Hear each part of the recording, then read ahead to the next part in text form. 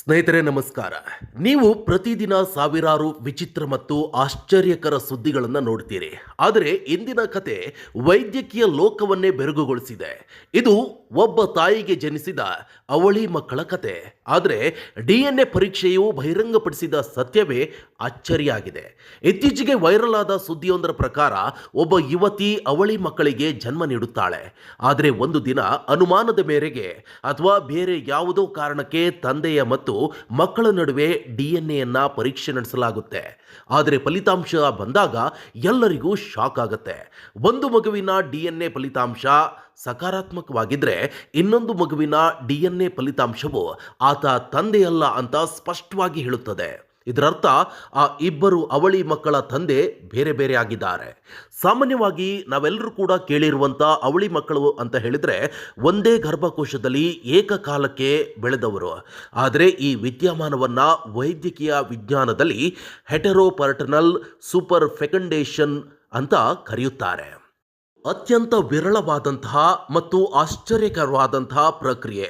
ಸಾಮಾನ್ಯವಾಗಿ ಒಂದು ಋತುಚಕ್ರದಲ್ಲಿ ಒಂದು ಅಂಡಾಣು ಮಾತ್ರ ಬಿಡುಗಡೆಯಾಗುತ್ತದೆ. ಆದರೆ ಇಲ್ಲಿ ಒಂದೇ ಋತುಚಕ್ರದಲ್ಲಿ 2 ಅಂಡಾಣುಗಳು ಬಿಡುಗಡೆಯಾಗಿರುತ್ತವೆ.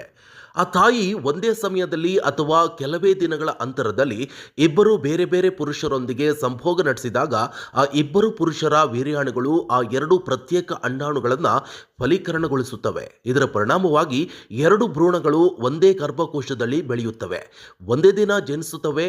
ಅವರು ಅವಳಿ ಮಕ್ಕಳು ಹೌದು, ಆದರೆ ಅವರು ಕೇವಲ ಅರ್ಧ ಒಡ ಹುಟ್ಟಿದವರು ಮಾತ್ರ ಆಗಿರುತ್ತಾರೆ. ಏಕೆಂದರೆ ಅವರ ತಾಯಂದಿರು ಒಬ್ಬರೇ ಆಗಿದ್ದರೂ ಕೂಡ ತಂದೆಯರು ಬೇರೆ ಬೇರೆ ಆಗಿರುತ್ತಾರೆ.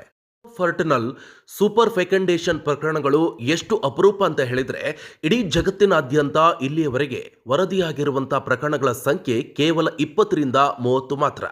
ಇಂತಹ ಪ್ರಕರಣಗಳು ಹೆಚ್ಚಾಗಿ ಬ್ರೆಜಿಲ್, ವಿಯೆಟ್ನಾಂ ಮತ್ತು ಚೀನಾದಂತಹ ದೇಶಗಳಲ್ಲಿ ವರದಿಯಾಗಿದೆ. ಇದು ವೈದ್ಯಕೀಯ ಇತಿಹಾಸದ ಅಪರೂಪದ ಘಟನೆ ಮಾತ್ರವಲ್ಲ, ಮಾನವ ಸಂತಾನೋತ್ಪತ್ತಿ ಪ್ರಕ್ರಿಯೆಯಲ್ಲಿ ಪ್ರಕೃತಿಯು ಹೇಗೆಲ್ಲ ಆಶ್ಚರ್ಯಕರವಾದಂತಹ ಕೆಲಸಗಳನ್ನು ಮಾಡುತ್ತದೆ ಎಂಬುದಕ್ಕೆ ಒಂದು ಜೀವಂತ ಉದಾಹರಣೆ.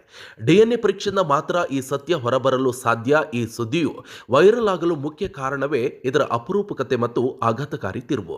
ಈ ಅಪರೂಪದ ವೈದ್ಯಕೀಯ ವಿದ್ಯಮಾನದ ಬಗ್ಗೆ ನಿಮ್ಮ ಅಭಿಪ್ರಾಯವೇನು?